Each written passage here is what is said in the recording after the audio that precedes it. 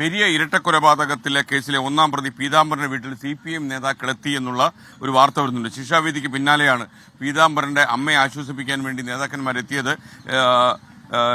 ജില്ലാ സെക്രട്ടറി ഉൾപ്പെടെ കാസർഗോഡ് ജില്ലാ സെക്രട്ടറി MV ബാലകൃഷ്ണൻ ഉൾപ്പെടെയുള്ള നേതാക്കന്മാരാണ് വീട്ടിലെത്തിയത്. ഇതിന്റെ ദൃശ്യങ്ങൾ 24-ന് കിട്ടി.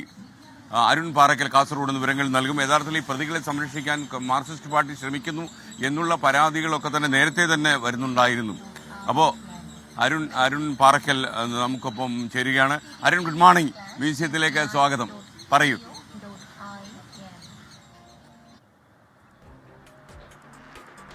എസ്കേൻ, ഗുഡ് മോർണിംഗ് എസ്കേൻ.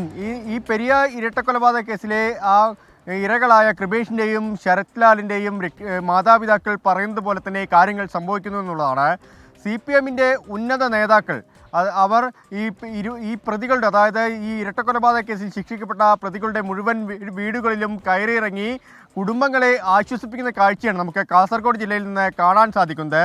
അപ്പോൾ അവർ വീടുകളിൽ പോകുന്ന നേതാക്കൾ CPMൻ്റെ ജില്ലാ സെക്രട്ടറി MV ബാലകൃഷ്ണൻ, സംസ്ഥാന കമ്മിറ്റി അംഗം CH Kunhambu MLA, KP Satheesh Chandran, ജില്ലാ സെക്രട്ടേറിയറ്റ് അംഗങ്ങളായ M Rajagopalan MLA, M Sumathi എന്നിവരുടെ നേതൃത്വത്തിലാണ് ഈ പ്രതികളുടെ വീടുകളിൽ കയറിയിറങ്ങി മാതാപിതാക്കളെയൊക്കെ ആശ്വസിപ്പിക്കുന്നത്.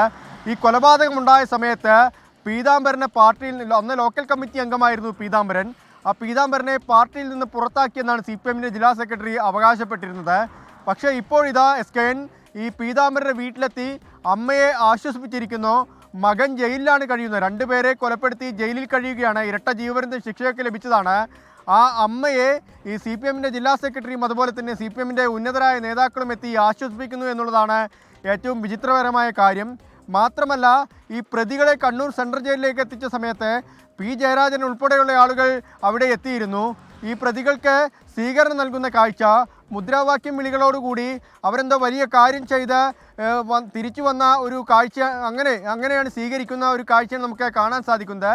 ഈ ഘട്ടത്തിലൊക്കെ തന്നെ CPM പിന്തുണയ്ക്കുന്നില്ല എന്ന് പറയുമ്പോഴും ഒരു ഭാഗത്ത് ഈ പ്രതികളെ പിന്തുണയ്ക്കുന്നു, അവരുടെ കുടുംബങ്ങൾക്ക് വേണ്ട സഹായം ചെയ്യുന്നു, കുടുംബങ്ങളെ എത്തി സമാശ്വസിപ്പിക്കുന്നു. എന്തായാലും ഈ കൃപേഷിൻ്റെയും ശരത് ലാലിൻ്റെയും കുടുംബത്തിന് ഇത് തീരാ വേദനയുണ്ടാക്കുന്നു എന്നുള്ളതാണ്. അവർ കോടതിയെ സമീപിക്കാൻ പോവുകയാണ്. ഈ ജയിൽ മാറ്റത്തിനെതിരെ വീണ്ടും മജിസ്ട്രേറ്റിനെ കാണും, അത് പരാതി നൽകുമെന്നൊക്കെ അറിയിക്കുന്നുണ്ട് SKN.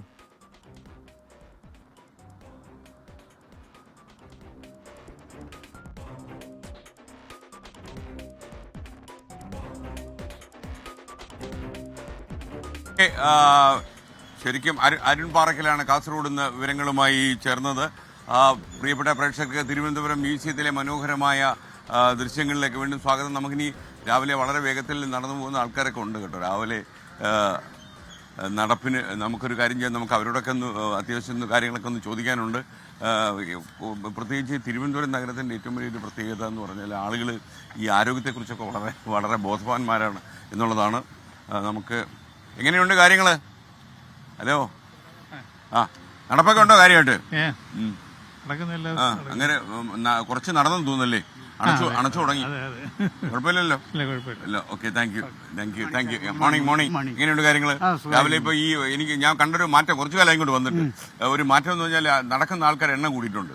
തീർച്ചയായിട്ടും. അങ്ങ് കുറച്ചു കാലമായി നടക്കാൻ തുടങ്ങിയിട്ട്? 5 വർഷമായി. നടപ്പിന്റെ ഒരു സംഭവം ശരീരത്തിൽ അറിയാനുണ്ടോ?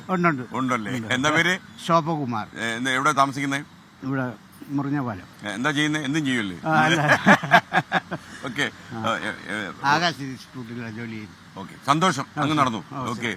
അപ്പോൾ 5 കൊല്ലമായിട്ട് നിരന്തരമായിട്ട് നടക്കുക, നമുക്കൊക്കെ നടക്കാൻ പറ്റുന്നില്ല എന്നുള്ളതാണ് ഇപ്പോൾ ഏറ്റവും വലിയ പ്രശ്നം. അതേസമയം ഈ രാവിലെയുള്ള നടപ്പ് വളരെ വളരെ ബെറ്ററാണെന്ന് പല ഡോക്ടേഴ്സും അഭിപ്രായപ്പെടുന്നുണ്ട്. അപ്പോൾ ഇന്നിപ്പോൾ ഒരു മാറ്റം ഈ മ്യൂസിയത്തിൽ ഞാൻ കണ്ടത്, എല്ലാ സ്ഥലത്തും റേഡിയോയുടെ ഔട്ട് കിട്ടുന്നുണ്ട്. ഞാൻ വിചാരിച്ചു ഞാൻ വന്നുകൊണ്ട് ആകാശവാണി സംഭവമൊക്കെ ആയതുകൊണ്ട് ഈ ശബ്ദം ഇങ്ങനെ കേൾക്കായിരിക്കും. അതല്ല, എല്ലാ സ്ഥലത്തും ഹായ് ഹലോ. കണ്ടിട്ട് കുറച്ച് കാലമായല്ലോ. ഇത് എന്തൊരു സ്പീഡിലാണ് പോകുന്നത്. വാചകം പോവാ. കാര്യങ്ങളൊക്കെ കുഴപ്പമില്ലാതെ പോകുന്നുണ്ട്. നടപ്പെങ്ങനെ പോകും? നടപ്പ് ദിവസവും രാവിലെ ക്ഷേത്രത്തിലൊക്കെ പോയിട്ടാണ് നടക്കാൻ ഇറങ്ങിയത്? അതെ, വരുന്ന വഴി ക്ഷേത്രത്തിൽ നടക്കും. ഇനിയിപ്പോ പോകുന്ന വഴി ക്ഷേത്രത്തിൽ ഇറങ്ങും? ഇല്ലല്ലേ. നേരെ കൂരയാണയും. ബ്രേക്ക്ഫാസ്റ്റ് കഴിച്ചിട്ട് പോയാൽ മതി. എന്റെ പറ്റിലായിക്കോട്ടെ. Okay, thank you. അപ്പം ഇതാണ് ആൾക്കാർ ഒരു പതിവ് ചിട്ട. കാരണം ഈ വളരെ വെളുക്കുമ്പോൾ തന്നെ ഈ തിരുവനന്തപുരം നഗരത്തിന്റെ ഏറ്റവും വലിയ പ്രത്യേകത എന്ന് പറഞ്ഞാൽ വൈകി ജീവിതം അവസാനിക്കും, വളരെ നേരത്തെ തന്നെ ജീവിതം തുടങ്ങും. എന്തുകൊണ്ട് വിശേഷം? നിങ്ങളത് നിന്ന് കളഞ്ഞത്? ഒന്നുമില്ല, നിങ്ങൾ സാറിനെ കണ്ടപ്പോ. ആ, എവിടെയാ? നാളെ എവിടെയാ? ഞാൻ കാസർഗോഡ് തൃക്കരിപ്പൂരാണ്. ഇപ്പൊ എന്താ പരിപാടി? കലോത്സവത്തിന് വന്നയാ. എന്നോ കലോത്സവത്തിന് വന്നല്ലേ? Okay okay okay. പിതാവായിട്ട് വന്നോ, ടീച്ചറായിട്ട് വന്നോ? ഉണ്ട്, എല്ലാം കൊണ്ട്. ട്രെയിനറാണ്, പിന്നെ ഇതേപോലെ നമ്മള് സ്റ്റുഡൻസ് ഉണ്ട് വേറെ. കുട്ടികളൊക്കെ മത്സരിച്ചോ? ഉദനൂർ സ്കൂളിൽ നിന്ന് വന്നെയാണ്. കോൽക്കളിയുടെ ടീമുണ്ട്.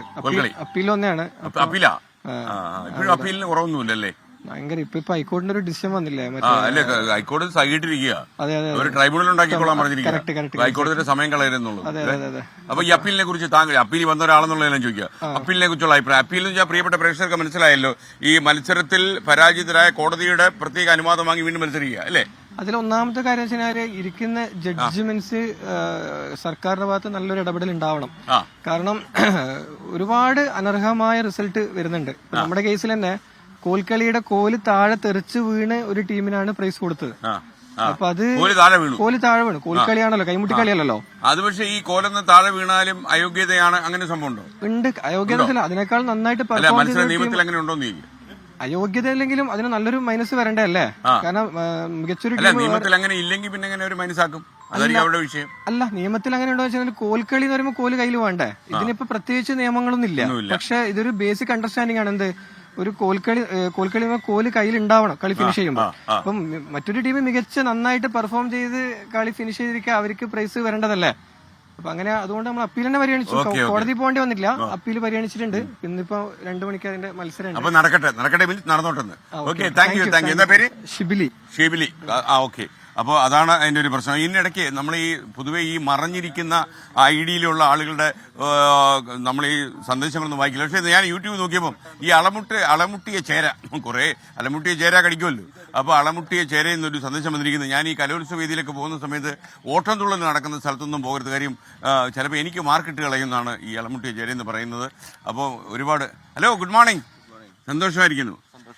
നടപ്പ് എങ്ങനെയുണ്ട്? നടപ്പ് വരൂ, ചേട്ടനോട് ഇങ്ങോട്ട് നിൽക്കുക. എങ്ങനെയുണ്ട് കാര്യങ്ങളൊക്കെ? എല്ലാം നന്നായിട്ട് നമ്മള് കണ്ടിട്ട് കുറച്ചു കാലമായി. നമ്മൾ ഇടയ്ക്കൂടെ നടപ്പുണ്ടായിരുന്നു. കാര്യമായിട്ട് നടപ്പുണ്ടോ? നടക്കാൻ പറ്റുന്നത് ഇപ്പൊ നമ്മൾ കൊച്ചിയിലാണല്ലോ ജീവിതം, അത് കാരണം പറ്റുന്നത്. ഇപ്പൊ ഇടയ്ക്കൊക്കെ നിങ്ങളെ കാണാൻ വരാൻ പറ്റുന്നു. എന്നാ എങ്ങനെ പേര്? എന്റെ രാജീവ്. കൃഷ്ണൻ. പൂജപ്പുര മണ്ഡപത്തിലൊക്കെ പണ്ടൊക്കെ നമ്മൾ ഒരു കൊടക്കഴിയിൽ അല്ലേ? അപ്പൊ പൂജപ്പുര മണ്ഡപത്തിലൊക്കെ നടക്കാൻ ആളുണ്ടോ ഇപ്പൊ? ഇപ്പോഴും ഉണ്ട്. പക്ഷേ എവിടെ താമസിക്കുന്നു ഇപ്പൊ? ഞാൻ ഇവിടെ മോളെടുക്കല് കുടപ്പന പോകുന്നു. ഏതാണ്ട് സർവീസിൽ നിന്നൊക്കെ വിരമിച്ചെന്ന് തോന്നുന്നു അല്ലേ? ഈ കാലം എങ്ങനെ പോന്നു? ഈ കാലവും കടന്നു പോകും. അങ്ങനെ ജീവിതം. ഞാനിവിടെ അല്ല, ഞാൻ ഹോങ്കോങ്ങിലാണ്. അയ്യോ, അത് കൊള്ളാലോ. നമുക്ക് അങ്ങോട്ട് വരണമെന്നൊക്കെ ആഗ്രഹിച്ച സ്ഥലം. ഹോങ്കോങ്ങിലൊക്കെ ഞാൻ ഒരിക്കൽ വന്നിട്ടുണ്ട്. ഞാൻ ആ ശ്രീധർ റെസ്റ്റോറന്റിൽ പോയി ഒരു മസാല ദോശ കഴിക്കാൻ. ഏതാണ്ട് ഈ ഹോങ്കോങ്ങിലെ $180 ടാക്സിയിൽ സഞ്ചരിച്ച് $30 മസാല ദോശ കഴിച്ച ചരിത്രമുണ്ട്. എനിക്ക് സ്ഥലം അറിയത്തില്ലല്ലോ.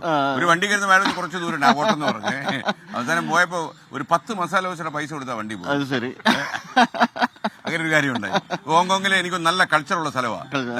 അവിടെ ആൾക്കാര് അരമണിക്കൂർ മാത്രമേ TV കാണൂ എന്ന് പറഞ്ഞ് എന്നെ ഞെട്ടിച്ചോളൂ. നമ്മുടെ നാട്ടിലെ നമ്മുടെ നാട്ടിൽ 16 മണിക്കൂർ TV കാണുന്നു. അയ്യോ, 16 hours ഞാൻ എന്താ കുഴപ്പം? ശരിയാണ്, എല്ലാരും നല്ല വെളിയിലൊക്കെ നടക്കാനുള്ള. അതെ അതെ. അങ്ങനെ അവിടെ ജീവിതം സുഖമാണോ? എന്താ പരിപാടി അവിടെ? ഞാൻ അവിടെ എയർലൈനിൽ വർക്ക് ചെയ്യാം. എയർലൈനിൽ പറന്നു പോകും. അപ്പൊ ഓക്കെ, അങ്ങ് പറന്നു. നടക്കട്ടെ, കളി നടക്കട്ടെ. Okay, thank you. അതാണ് ഹോങ്കോങ്ങിലെ പറപ്പിന്റെ പ്രത്യേകത. അതാണ്.